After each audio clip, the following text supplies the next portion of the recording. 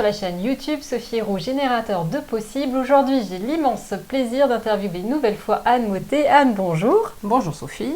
Donc, je rappelle pour ceux qui n'auraient pas vu les vidéos précédentes, Anne, tu es naturopathe et donc tu interviens notamment au nord de Nantes, mais ça, on va en reparler à la fin. La thématique d'aujourd'hui, c'est l'alimentation et le sommeil. Alors justement, en quoi l'alimentation va-t-elle avoir un impact sur notre sommeil ? L'alimentation va avoir un impact sur notre sommeil dans différentes dimensions.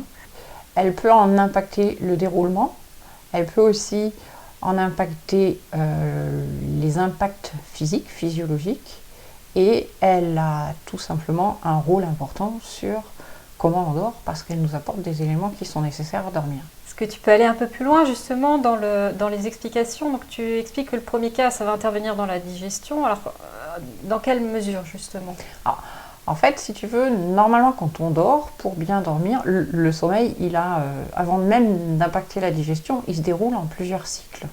Et ta digestion va avoir un impact sur le déroulement de ces cycles, plus ou moins bons. D'accord ? Oui. Donc, si tu te couches, tu dois logiquement avoir plutôt fini de digérer, ou presque, pour que ton sommeil soit optimal. Et que tu puisses bien avoir une bonne récupération, une bonne régénération de ton corps, que tu puisses avoir un sommeil profond aussi. Si tu as mangé un peu lourdement, genre une bonne tartiflette ou une raclette avec des copains, c'est excellent, on en garde le plaisir, mais il est clair que derrière tu risques d'avoir un petit peu de mal à dormir parce que ça va être un peu trop lourd et qu'en plus ça va être tardif et que du coup ton corps sera encore en train de digérer alors que normalement il devrait être en train de se régénérer, se réparer. D'accord. Ça fait un lien avec la médecine chinoise qui dit que le foie, la vésicule biliaire travaillent entre 23h et 3h du matin. Et donc idéalement, ta digestion devrait être finie à 23h pour que le foie et cette vésicule biliaire puissent travailler correctement, sachant que lui, c'est l'organe maître de la régénération corporelle, du recyclage des énergies, de la détox, la désacidification du corps aussi, qui va en commun avec les reins. Il y a plein de choses comme ça qui vont intervenir. D'accord, donc si la digestion prend trop de temps, finalement, ce sera au détriment de ces processus-là ? Oui, parce que si tu veux, si tu manges par exemple trop gras, d'accord, ton estomac n'est pas fait pour digérer le gras, lui il est fait plutôt pour digérer ce qui est acide, donc il va plutôt digérer les protéines, mais si tu manges une bonne raclette, tu as mélangé les patates, le bon fromage, la bonne charcuterie, donc tu as tout qui est mélangé. Or, donc comme je disais, dans l'estomac tu digères plutôt les protéines et dans l'intestin tu vas digérer les sucres et les graisses. Donc tu penses bien que tout ça mélangé, ça fait un petit peu de fermentation, un peu de gros travail pour l'estomac, un peu lourd, et ça arrive un peu plus loin dans l'intestin, un petit peu beaucoup tardivement, si je puis dire ça comme ça. Donc du coup, ton foie et ta vésicule biliaire, la vésicule biliaire, elle met la bile dans l'intestin, et la bile, elle a un rôle justement pour digérer les graisses et les sucres avec le pancréas, d'accord ? Et donc si ça arrive plus tard, c'est d'autant plus difficile de faire ton travail de détox et de régénération corporelle pour le sommeil. Voilà, dont on a besoin, enfin tu l'avais évoqué hors caméra, mais la suite est tout aussi importante puisque c'est tout ce qui est lié à la mémoire, tout ce qui est lié à la réparation du corps. Donc ce sont d'ailleurs peut-être les impacts physiologiques dont tu parlais en introduction. Exactement.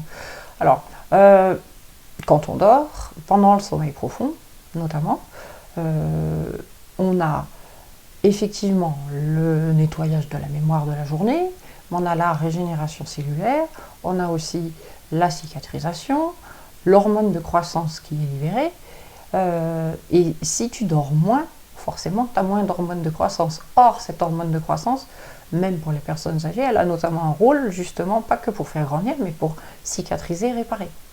Oui, de régénération des cellules en fait. Absolument. Donc de renouvellement de la peau, du renouvellement corporel, de tout ce qui nous constitue.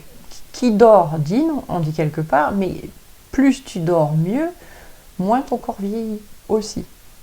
Oui, donc c'est en lien avec la fameuse hormone de croissance. Donc okay.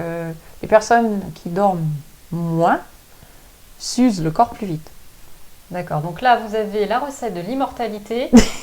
Dormez. Mangez comme il faut et au bon moment et en dormant bien, vous serez immortel ou quasiment. Et cultivez la zen attitude avec ça et ce sera parfait.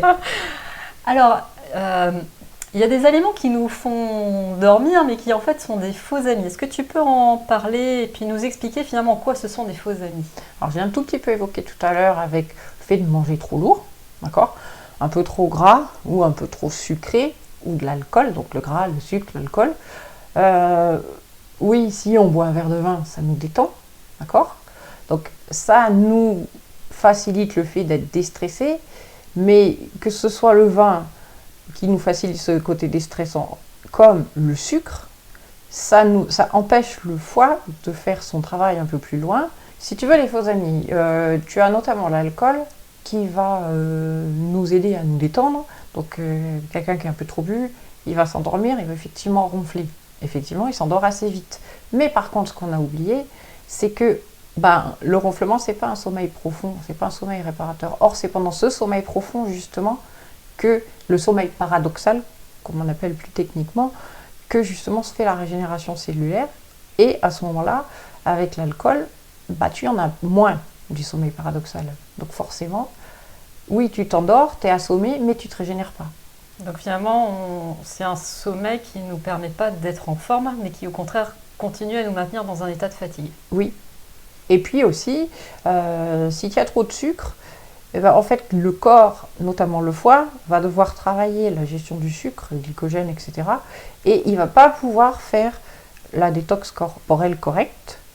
Alors, c'est pas tant le cycle du sommeil à cause du sucre que le côté endormissement moins rapide. Pourtant, c'est une sensation de plaisir quand on mange du sucré, mais c'est un endormissement moins rapide, moins aisé et de moins bonne qualité. D'accord. Alors, on parle de l'endormissement. Alors justement, souvent, il y a après la pause déjeuner, donc là on est en plein milieu de la journée, où nous ne sommes pas fatigués. Parfois à piquer du nez. Alors, comment ça s'explique et qu'est-ce qui fait qu'on va éviter un petit peu ces siestes intempestives ou au contraire les alimenter encore plus? Quels sont les éléments? Alors, en fait, ce qui se passe souvent, il faut, après avoir mangé, on a envie de dormir. C'est souvent en lien avec le fait qu'on a mangé un peu trop vite, un peu trop lourd, qu'on ne s'est pas posé. Idéalement, quand on mange, on devrait être zen, au calme, être en conscience. Ça, c'est un monde idéal. Mais ce qui se passe surtout, c'est que la digestion commence dans la bouche. Le rythme de vie actuel fait que souvent, on ne prend pas le temps de mastiquer. Et quand tu commences ta digestion par la bouche, tu prends le temps de mastiquer, ça donne un message au cerveau que la digestion doit arriver et donc l'estomac et tout le reste est prêt. Si tu manges trop vite, ça arrive derrière, c'est pas mastiqué, donc déjà il y a plus de travail pour le muscle de l'estomac, d'une part, et en plus si tu n'as pas mangé d'aliments assez sains avec un petit peu de vitamines, donc un peu de cru et de choses comme ça, tu n'as pas non plus biologiquement, on va dire, les cofacteurs, les vitamines pour aider et les enzymes pour aider à digérer. Donc ton corps fatigue. Du coup, il va concentrer toute son énergie à faire cette digestion et tu vas avoir envie de dormir. C'est tout simple. Alors, tu as le choix. Soit tu bois un café, mais tu entretiens un phénomène pas agréable pour le corps non plus derrière, parce qu'il reste fatigué. Soit tu fais une mini-sieste. D'accord. Alors justement, quels seront tes conseils pour favoriser le sommeil et avoir un sommeil de qualité par rapport à tout ce que l'on vient de dire? Qu'est-ce que tu préconises? Il y a bien sûr des conditions, la pièce pas trop chaude, etc. Et puis se coucher pas trop tard non plus. Essayer de se coucher avant 23h, c'est mieux. Ça, c'est hors alimentation, on va dire, pour l'hygiène de vie. Mais il y a aussi manger assez léger le soir pour que le foie ne soit pas trop surchargé. Manger aussi des aliments sains, donc des bonnes graisses, des vitamines, donc des choses un petit peu crues. Et puis, on a un impact sur le soir et la qualité de son sommeil aussi avec qu'est-ce qu'on mange le matin. Je m'explique. Tu sais peut-être que pour notre corps, pour dormir, on produit la sérotonine et la mélatonine. C'est des hormones du sommeil. D'accord ? Elles sont favorisées par certains aliments que l'on mange. Et il y a aussi d'autres hormones du système nerveux qu'on appelle la dopamine et l'adrénaline. D'accord ? Donc eux, c'est les starters. Et la sérotonine et la dopamine et la mélatonine, c'est les freins, on va dire ça comme ça. D'accord ? Donc, pour avoir un bon starter le matin, il faut que tu aies des aliments qui soient plutôt protéinés pour amener un précurseur de la dopamine. D'accord ? Donc tu peux manger effectivement avec, entre autres, un composé à l'intérieur qui s'appelle la tyrosine, qui démarre tout le cycle de production des bonnes hormones de tonus de la journée. D'accord ? Donc ça va être manger des œufs, ou manger du poisson, ou tu peux aussi manger de l'avocat, tu peux manger des graines de sésame, des graines de courge, d'accord ? Le matin, par exemple. Et pour favoriser la sérotonine, qui est l'hormone du plaisir alimentaire, qui est précurseur de la fameuse mélatonine, l'hormone du sommeil au sens strict, c'est compliqué, hein, c'est quelques étapes, effectivement, mais pour la favoriser, il est intéressant d'avoir des aliments qu'on appelle riches en tryptophane, un acide aminé, donc un composant de protéines nécessaire. Et ça, si tu prends au goûter une banane ou des amandes, ou si le soir tu manges des haricots verts avec de la dinde ou des choses comme ça, certains produits laitiers, même si je ne suis pas grosse fan, c'est intéressant parce que ça va favoriser justement la production de sérotonine et donc de mélatonine. On n'oublie pas que cette sérotonine se produit dans notre intestin majoritairement. Alors, juste aussi pour compléter, parce que tu m'en as aussi parlé hors caméra, donc tu as évoqué en début d'interview l'idée qu'en fait, d'une certaine manière, le corps réagit déjà à partir de 21h et ça jusqu'à minuit pour une première étape et ensuite de minuit à 3h pour une seconde étape, de façon à ce que toute la digestion se fasse bien et enfin, tout le processus dont tu as besoin l'alimentation. Mais pour le coup, à quelle heure on mange idéalement dans l'histoire ? Alors, outre le fait d'avoir un dîner très léger, puisque c'est idéal, comme ça tu n'as pas trop de poids pour ta digestion, idéalement, il ne faudrait pas trop manger après 20h, quoi, pour que, normalement, entre ton heure de repas et ton coucher, il devrait s'être passé 3 heures. Oui, donc il faut vraiment anticiper et laisser le temps au corps de gérer la digestion pour que lui, le sommeil soit plus réparateur. Comme on dit, plus léger. Et du coup, plus intéressant pour ton corps dans le sens bénéfique, quoi.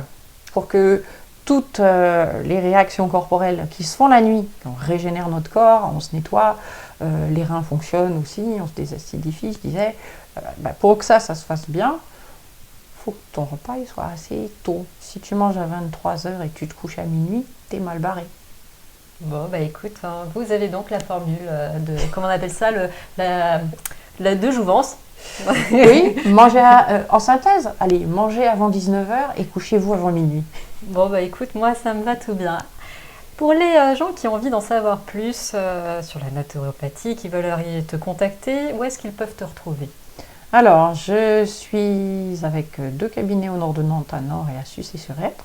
Et on peut aussi voir mon site web annemanaturo.fr. Bon, écoute, un grand merci Anne de m'avoir une fois de plus répondu. Enfin voilà, à chaque fois, j'ai toujours plein de questions pour Anne. On en aura d'autres. En tout cas, un grand merci. Et pour vous, chers auditeurs, je vous dis à très bientôt pour une prochaine interview. Bye. Au revoir.